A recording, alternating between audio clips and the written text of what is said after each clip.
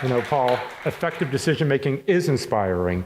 In fact, why is it inspiring? Because we need to make decisions every day in everything that we do. In fact, we're both up here because we are inspired by effective decision-making. But why does it take two? In fact, it's not the two of us. If you want to be a better decision-maker, it takes two. And it's not two people, it's two skills. And that's what we're going to share in the next 12 to 18 minutes during this TED Talk. What are those two skills? It's interrogation and intuition. Or in plain English, context and surprise. And if you develop these two skills, it will enable you to be an effective decision maker. So we're not going to teach you how to be a better analyst. By the end of this talk, applying these skills, you will be a better decision maker. In fact, we learned this from working on the front lines. I currently work at American Express, formerly at Microsoft. My colleague Paul worked at Google and also at IBM and Deloitte, and we both teach decision-making at Columbia University.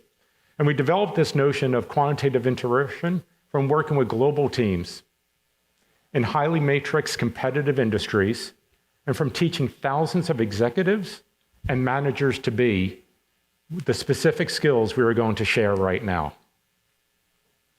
So in addition to these iconic brands, between us, we founded 3 startups.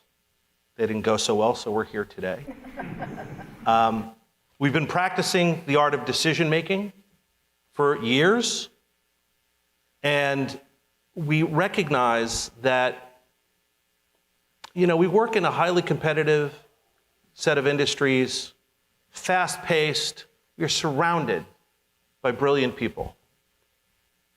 And the temptation is there for every one of them to retreat to the comfort of data, which never quite feels right. It feels like the place to go because that's your safe space.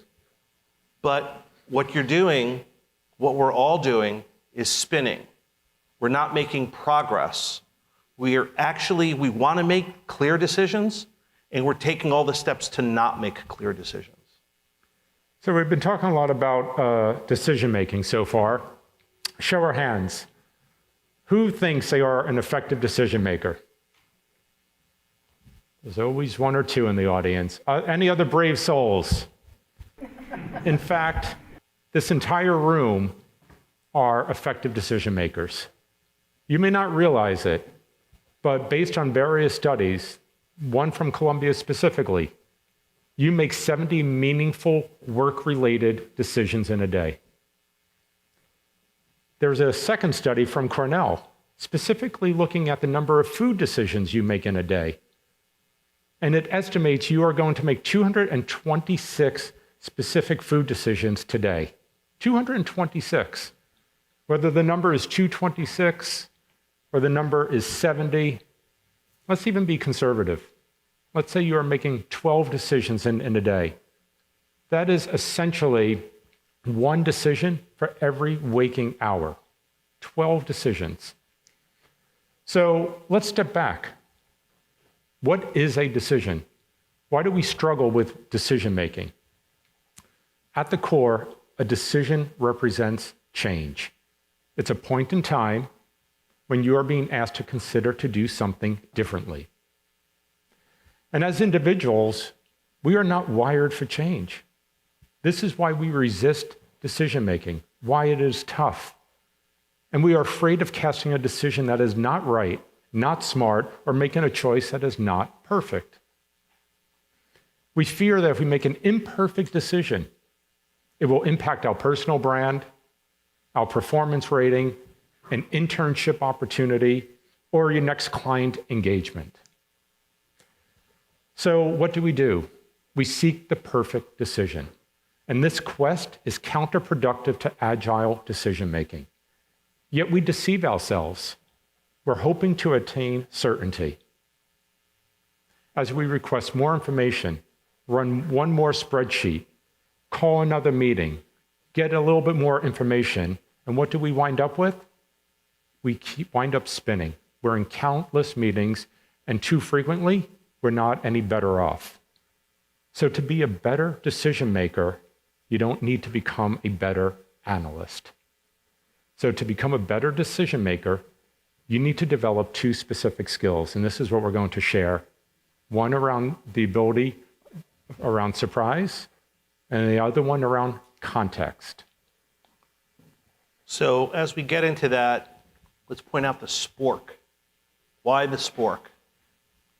It's a fun tool, but it really is indicative of bringing two capabilities together. And it's the uniqueness of how those two capabilities are brought together that makes it an interesting tool for those who use it. So think spork when you think about bringing these capabilities together. So let's talk about the first one, context. Let's start with a story. I was asked by my leadership, this is many years ago, I was asked by my leadership to determine if we had an opportunity in a new business area. I was brought into a room. My leader said, tell me if there's a business around this one technology area. There was one word on the wall.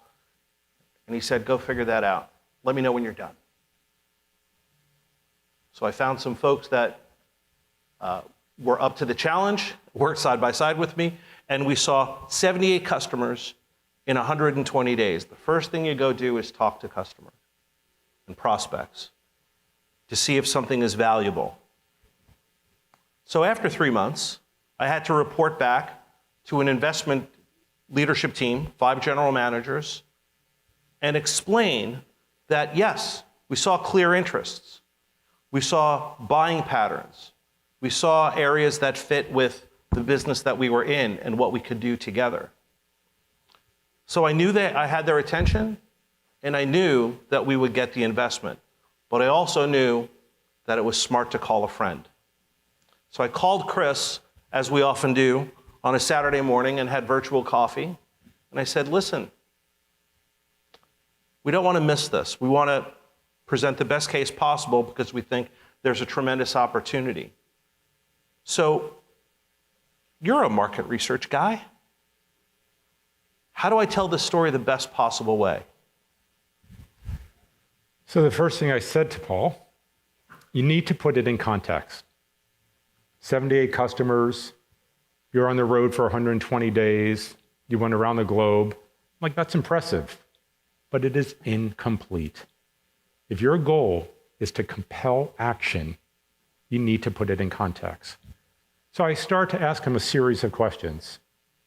How many total customers do you have? 78 is great. How many total customers do you have? How many industries do you work in? How much revenue do these 78 customers account for? Are they recently acquired customers? Are they strategic customers? How do these markets or these customers compare to where your competitors are focused? So I didn't realize it at the time, but what Chris presented to me was what we think of as this context triangle. And so what is incredibly effective is to take every single data point that is important to you and put it in that context. And the key to do that is very straightforward. Look at that piece of information and map it against its absolute value, its value over time, and how it's relative to some benchmark. How often do you hear one of your leaders or a family member or friend say, I see this piece of information, but I don't know what to do with that? What does that mean? How is that relative to how I think about this? So putting it in context is something that we all seek, and we rarely do. So focusing on this triangle helps you move that forward. It helps you pull together that information so that it's not just numbers, but it has value. And that's the essential point. Context is king. Data without context is dangerous. It leads to a wrong conclusion. It can lead to a poor decision. What may be a surprise for the analyst when they are looking at that data may not be a surprise for the context-aware leader. It may be easily explained. If you understand absolute over time and compare to some benchmark. And we've been studying decision making for over 10 years. We teach decision making, and in every scenario, when we are teaching or when we are speaking, we have asked one question over these 10 years. And this one question is about the difficulty related to decision making. And there are 4 choices, very simple, straightforward question. We ask this across industries, different level of experience and tenure, to students, to seasoned managers. And consistently, this is how the results fall out. It's not about defining the problem, although that's an issue. It's not about discovering the data that you need. And it's also not even about delivery. The single largest challenge that people face around decision making is interpretation, is interrogation of the data. How do they actually make sense out of it? So this is a research that really set us on our quest on what are the practical skills that an individual can develop and should develop. So that's some framing around context. Now let's talk about surprise. So let me ask a question. How many of you went to a party last night? Okay. How many people have ever gone to a party? Great. Thank you. What's the discussion when you leave the party? You're heading to the Uber. You're walking out with your people. You're noticing the things that are unique. You're having an open discussion about what you didn't expect. So there's a dimension of the unanticipated, the unexpected, and ultimately what's unresolved in your minds from what you saw that evening. Could be the interaction between people, could be how the event went, could be any number of things. But you make the space to have the conversation. In fact, that's your entire conversation, possibly for days. So here's the real question. How is it that we make the space in our personal lives to ask a simple question? What surprised you? And in our business lives, we don't. Are we ashamed?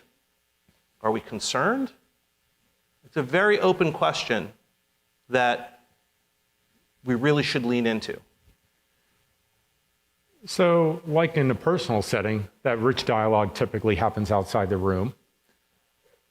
We also have seen it in a work setting. When you leave the room, that's when the real meeting happens. What did you think about that? What did you think about what this person said? So these discussions are happening outside the room. And how do we have that discussion inside that room? That meaningful discussion, that real dialogue. How do we open up the aperture? How do you, as an individual, change that energy, change that level of discussion that occurs with the people around the table? So, and when you think about it, the notion of surprise is a powerful concept. And the reason we've landed on this is because we are all biased in some way. And bias is a set of guardrails on how you conceive and perceive a situation. It's basically a shortcut. So when you see a data point, when you're in a meeting, when you're asked to consider something, you approach it in the same way. And that comes from years of experience. So this concept of surprise is what we call a bias killer. It actually lowers those guardrails. And by asking a very simple 3-word question, what surprised you? It's going to make people pause and start to think differently. And this actually occurred to me when I was early in my career, when I was an analyst. I was leading a global satisfaction program. It was in, I believe, 32 markets. I was reporting quarterly the results to the SVP. And since this was a quarterly meeting, everyone knew the talk track, they knew the results, they knew the slide. So in this one session, we ended about 5 to 7 minutes early. We had extra time.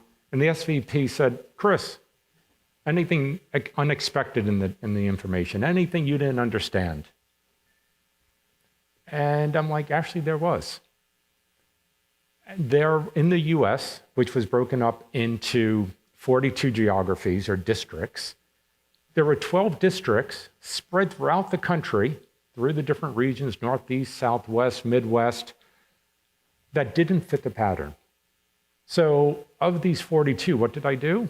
These 12 didn't fit the pattern. They weren't concentrated in a specific region. I called them outliers, and I moved them to the appendix. I couldn't explain them. I didn't have the answer for them. And Kevin was the SVP. He said, Chris, could you please read me off those districts? So I dug, onto page like 63 because it was a research deck because, I'm all about the data. And when I read those off, his chief of staff checked off and kept doing a check mark until a list that they had. And I didn't realize it, nor did every other GM in the room. They ran a pilot in specific districts in the US and didn't tell anyone. And in each one of those districts where they ran the pilot, there were double-digit satisfaction increases. And guess what? I couldn't explain it. I buried it. And by simply asking me, the analyst, that question, is there something you didn't understand? Was there something that surprised you? We had an entirely different dialogue. And coming out of that meeting, Kevin funded a global program. He re-engineered how we serviced our largest enterprise customers, and that program exists to this day. So this simple concept of surprise or what you didn't expect is very powerful. So let me break that down. It's like a little moment of magic happened, right? It was the same people. It was the same data. Nothing changed except the willingness for an open conversation. So that different dialogue drove a different decision. And that costs nothing other than changing your approach. So here's the question for all of you. Do you make time, do you make the space to have that kind of dialogue? Do you ask what surprised you? Do you do it with your teams? Do you do it with yourself? And it doesn't matter if you're senior or entry level, requesting that 5 minutes to dig into a topic, to say, listen, there's something interesting here I think we should spend a minute on. That is worthwhile. That will change your business. So here's the interesting thing. Think about the fact that the world that we live in is a world of information overload, constant connectivity, digital everything, and it's a breeding ground for confusion. So taking these tools to eliminate that confusion, to minimize it, to reduce the confusion, is the power that's in your hands. And so you have to forge the alliance, as we said before, between context and surprise. You have to forge the alliance between a business line and a market researcher. Go find your market research buddy, give him a hug, buy him a cup of coffee. Have more open conversations around this. So as individuals, you play an essential role to changing that dialogue, to driving clear and better decisions, to have an impact, to compelling someone to act by simply applying these two pragmatic tools. What surprised you? And can you please provide context? You will raise the awareness of the thinking in the room without changing the data, without running another spreadsheet, without bringing in more people into the room, while appreciating that by simply opening up the dialogue, by removing those biases,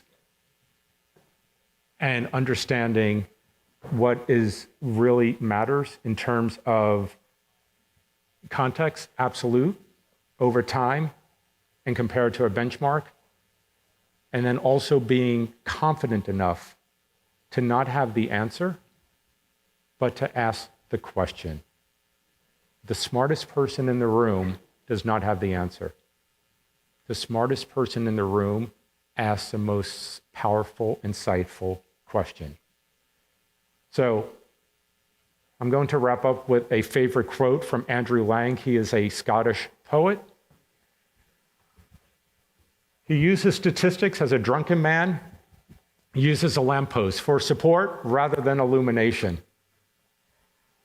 Be the illumination. Do not lean on data. Use it to illuminate the issue, but it is up to you, and the power is within you to really light up that room. And you can light up that room by simply asking, can you provide context? And can you please tell us if anything surprised you? Create that safe space for learning, and you will compel action. You will change the dialogue. You will make better decisions. Thank you. Thank you.